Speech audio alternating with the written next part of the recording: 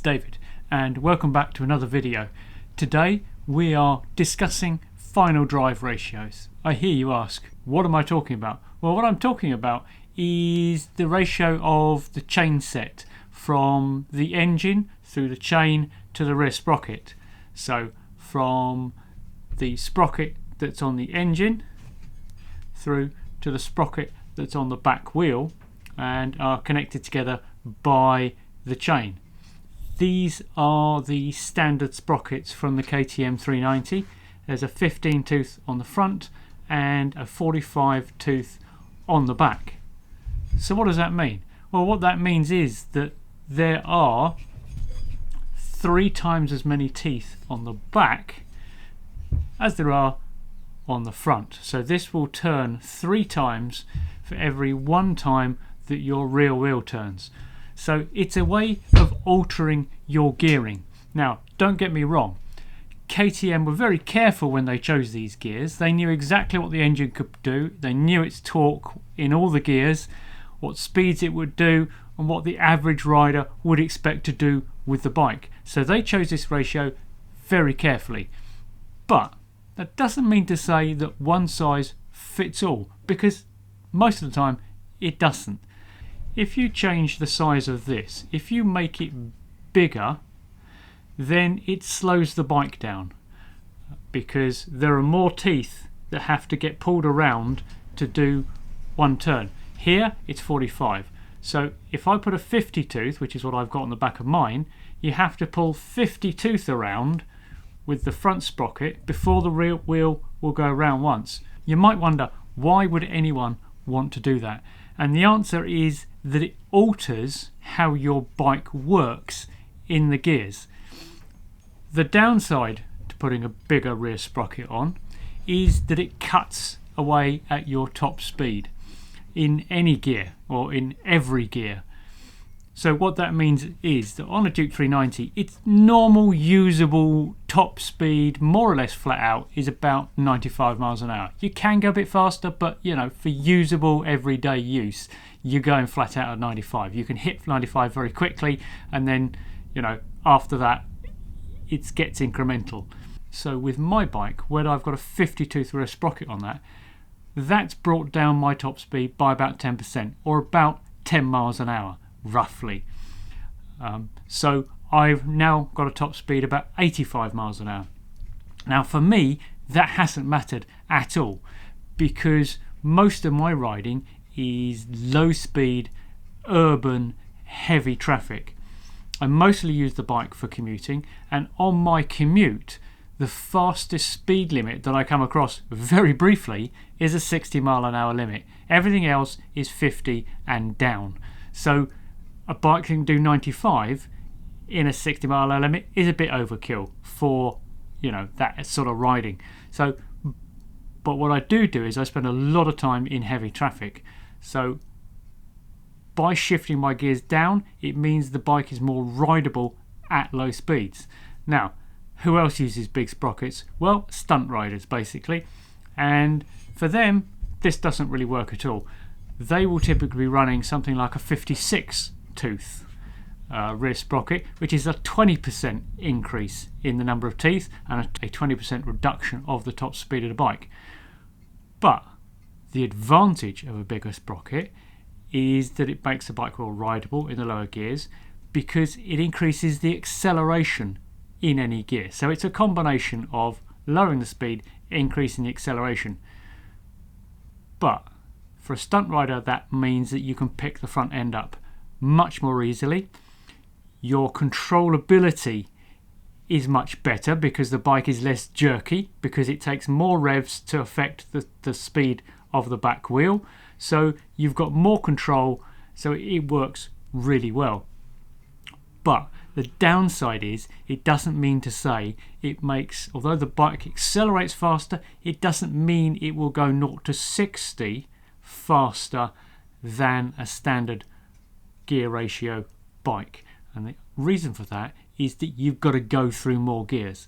And as anybody who's watched any drag racing will tell you, how fast you can get down the drag strip is primarily a factor of the vehicle you're in, but secondarily it's how fast and how well you change gears. If you mess your gear changes up, you will get beaten by somebody in a slower vehicle, a vehicle that can't accelerate, has less power and can't accelerate as quickly. Now, if you're a track guy, you probably may well want to go with a slightly smaller rear sprocket, because that will give you a higher top speed. And if you are in the power band on a 390, which I tend to do quite a lot, I mean, my revs never really go below 4,000 when I'm riding the bike, unless I'm coming to a stop. So a lot of the time when I'm using power comes in about 8. So you've got that 8 to the 10, 11 band where all of the power is. So I spend quite a bit of time up in that range. Bear in mind with these, what we're doing, if I want to make this a 50 tooth, I'm putting a bigger one here against this one. So I'm making the ratio bigger. Now, the problem with this is that this adds a lot of teeth. So you will need to add more chain length. And the chances are, certainly if you put a 50 tooth on the back, you will not be able to do it with the same chain, because there isn't enough adjustment in the back wheel to allow for this taking up an extra 5 teeth. The easier way is to change this. This the same, and you make this smaller, you get the same ratio increase. And the advantages of that is that you don't need to change the chain. That said, every time you do this, you really should change chain sprockets together, so because they wear together. But if you've got a new chain, you might want a new sprockets, you might well get away with it, but that's a choice you're going to have to make. And certainly it allows you to experiment. Even if you don't, if you like it, you can buy a new chain of sprockets. If you don't like it, well, it's only cost you a sprocket and you can probably sell it. So there's much less cost involved in experimenting.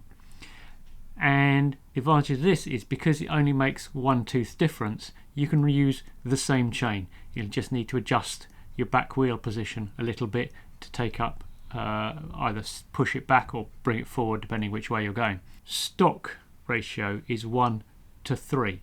So if I take a tooth out and I fit a 14 tooth sprocket, it's the equivalent to adding 3 teeth on the back. If I add a tooth, so I go and fit a 16 tooth, and that's the biggest you can add without removing the inner chain guard, then it's equivalent to adding 3 teeth. So when I've added a 50 tooth rear, if I'd have just changed to a 14 tooth, I've got to get this right. If I change to a 14 tooth on the front, it would have been nearly the same effect and much, much easier to do. Okay, we've been talking about bigger rear sprockets, but you can also go smaller. Now, a smaller rear sprocket will increase the top speed of the bike. So if you're one of the guys that likes to impress people by how fast your Duke goes, well, putting a smaller one of these will give it a higher top speed. Now, that doesn't mean to say that you'll get there as quickly, because don't forget your smaller sprocket means less acceleration. So, there is some give and take there, but back to the drag strip example, you'll be changing gears less often, as it were, to get to the higher speed. If you want a bike that's got a higher top speed, fit a smaller one of these or a bigger one of these.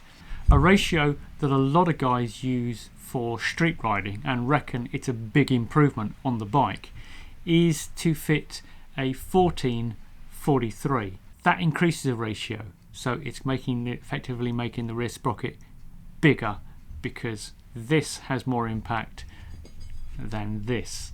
So it shifts the bike down a little bit in each gear, means that you can ride in traffic and at slow speed just that little bit easier.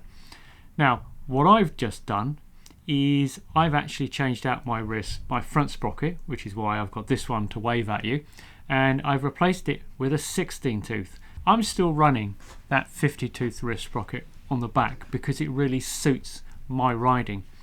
By adding a 16 on the front, I've just shifted the power bound back up because I was starting to get a bit limited on the faster roads by its lack of top speed. I mean, I had it on the motorway for half an hour and at 70 miles an hour, and it really didn't like it. So I've gone with that 16. It gives me a little bit more top speed without eroding all the gains of the low speed improvement.